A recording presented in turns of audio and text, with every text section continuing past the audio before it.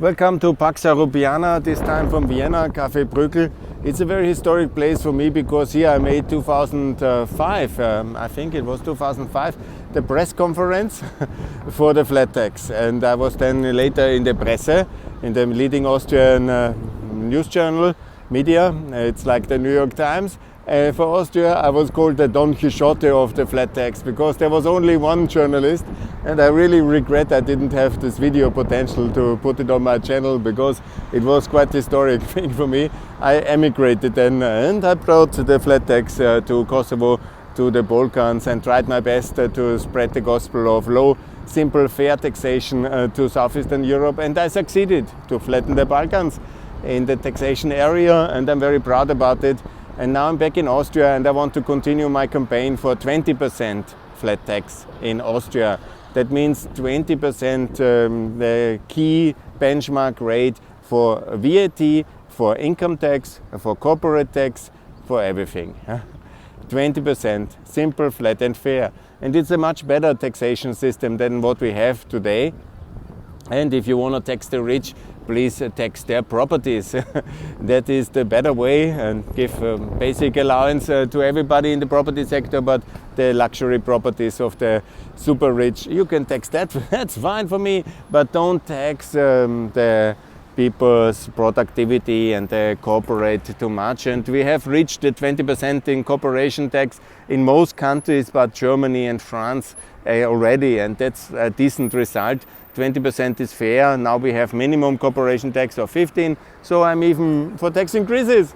Fine, but don't have this high progressive, very unfair taxation on the income and on the corporate side, on the income side, income tax. That's Einkommensteuer, Lohnsteuer. It's one term in a way in the English-speaking world, and I want it flat 20%, and it's fine.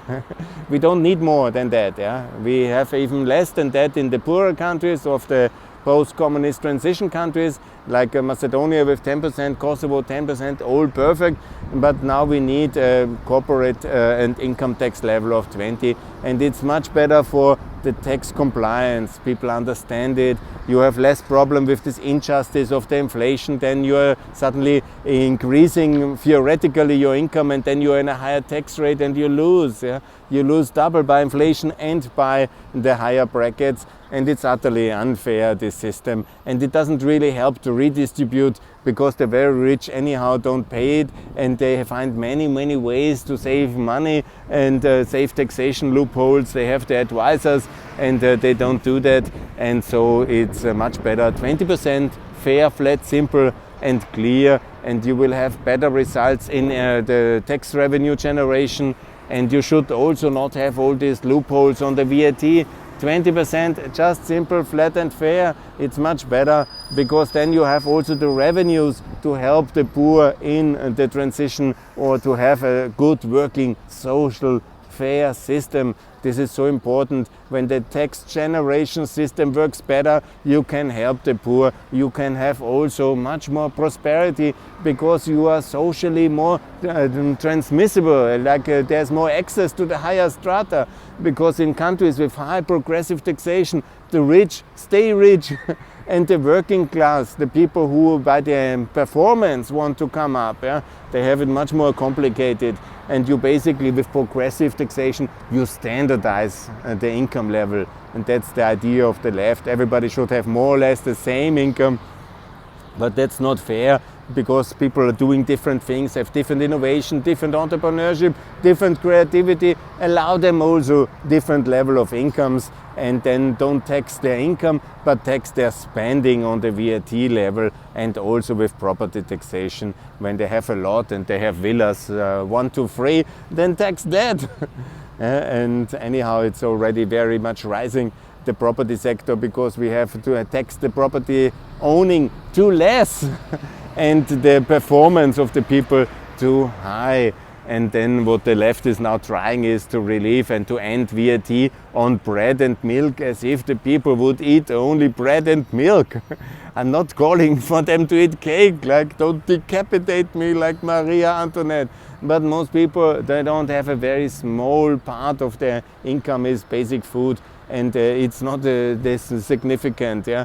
It's much better to give them tax reliefs and to make sure that they have assisted, targeted support, yeah, for the rent, which is the biggest level of costs, yeah, if they are in the bracket of social needs, and have a 20% fair and flat income tax, and corporate tax is the best tax system, fair for everybody, and I call for that, and it's my continuous struggle. It's one of the reasons why the Eastern European countries have come up so much better, because more or less they all have one variation of a fairer, flatter tax system, with different variations from Poland to Macedonia, but most of them they have it, and that's very good in Ukraine as well. And they will also be much faster reconstructing when they follow my advice, which I have said so often, 10% flat tax for Ukraine. I hope after reconstruction they will do it, and obviously all of them in the euro, and with a fair flat 10% for Eastern Europe, 20% for Western Europe taxation system, we will recover from this crisis much better, and we will outperform Russia and China in a new growth period. And that's my project. That's what I hope for. And the Don Quixote is back. And I will continue my struggle for the 20% flat tax in Austria. Thanks a lot, and support low, flat and fair taxation for Austria. Bye.